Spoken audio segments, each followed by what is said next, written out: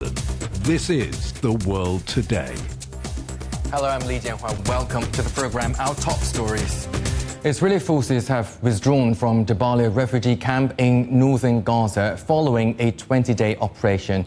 Tens of thousands of Palestinians were forced to flee as Israeli army battled Hamas fighters. We'll be live in Tel Aviv with Jonathan Regev and in Gaza with Akram El-Sattari. But first, let's go to Evangelo Sibsats in Beirut. Lebanon's Prime Minister, as we heard from the clip just now, is saying this could trigger the largest wave of displacement the country has ever seen. And what is complicating the situation right now is there are also some Syrian refugees. So where are these people going? This is reflected in the box office earnings, which took in nearly $300 million for the week, with more than 52 million tickets sold. A lack of details and the stronger stimulus policies, that's the biggest reason. Many investors are pointing their fingers at the press conference by China's top economic planner, the NDRC. The commission announced $28 billion in spending will be brought forward from next year, and some other initiatives that were announced already before the national holiday. And apart from that, it's the weaker than expected consumer confidence. Now let's cross live to our correspondent John Terry, who has been following the story. He's outside the courthouse. John, I believe that you have been following this story and you're watching this live too. And Donald Trump said no president was under a gag order, and he's leading Biden by a lot. And this is done by Biden and his people. And he would like to play the game a little bit longer. So very strong words there from Donald Trump. I think it's very important for our viewers around the world to understand the enormity of this moment. Do you think New Zealand, at least the current government, is moving closer to the so-called second pillar of AUKUS? Brexit has complicated its status, and the country has also experienced political instability, and many investors have complained it takes too long to build anything. One prominent example being HS2. Geopolitical tensions often spill over into the economic realm, and you said, I'm quoting you, that you want the CBBC to be an advocate for economic and commercial engagement between the UK and China in as apolitical a way as possible. Does it suggest that it is not that easy? No, it hasn't been easy. When your father was in China back in the 1950s, China was really poor. Yes. And what gave him the confidence to sell products to a country that was experiencing poverty?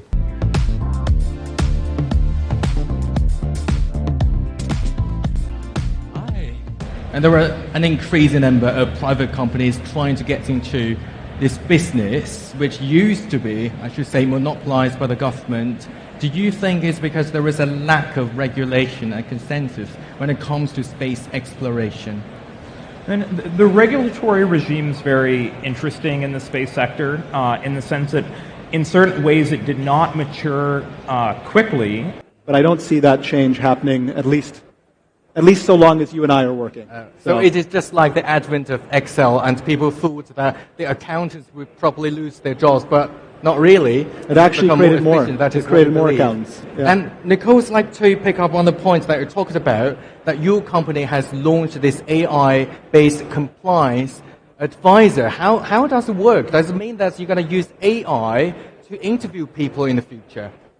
I do think there will be companies that are using AI to interview people in the future. That's not on our current product roadmap, so we'd love to work with you. The EU AI Act was proposed by the European Commission in 2021. Up until it was passed in 2024, I believe there must be loads of amendments and changes throughout the law-making process. With AI evolving so rapidly, what mechanism do we have in place that can make sure that we can catch up with the change of AI? And of course, I know that my students are using AI, usually ChatGPT. As a professor, you're not worried about plagiarism among your students? Of course, any professor is worried about that. But if they use ChatGPT extensively, it could be a problem. There are strategies to circumvent that. Serbia has invested heavily in artificial intelligence and now is trying to get into the European Union. And the EU, we know, has rolled out the EU AI Act already to rein in or to regulate this industry, since we have invested so much in boosting and developing AI. But if Serbia joins the European Union, Do you think that would probably force you to fine-tune your policy in the future?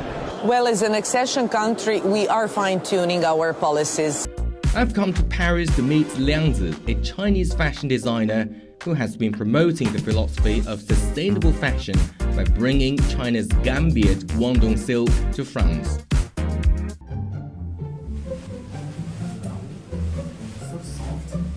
One of the perks of my job, I always get to try something new. Well, it looks leathery, but it's real silk, and when you walk in it, it has this rustling sound, hence its nickname in the past, the rustling silk. To maintain my sound. It's better than I thought, actually. Yeah, it's not bad. You're lying. No, actually, when I started, it was much worse than that. Unlike Starbucks, which provides a cozy and comfortable environment to sit and chat, Luckin's stalls are usually quite small and are more, here we go, grab and go. And even sending a parcel. Basically, for most Chinese, they have to live with one app, that would be WeChat. Is this rural migration a sustainable move or a blip caused by an economic downturn? Will the attitudes of Gen Z reshape China, giving people the choice of a rural or urban lifestyle? I guess the answer resides in the life choices of their own children. His arrogance is warranted. He is a really, really very, very talented horse. Shall I say Chox is a diva, but really, really good? A diva? Are you a diva, Chox? I don't know whether... yes, he does. He can have a little diva strop from time to time. For a game that is so competitive, having some ego, as I said, or arrogance is quite important.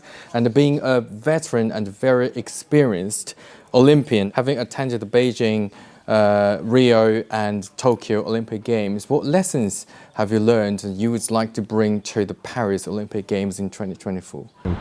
Not all the churches would get the funding. Some of them have been sold or repurposed. Believe it or not, this building, which used to be known as St. David's, was sold for £1 back in 2014.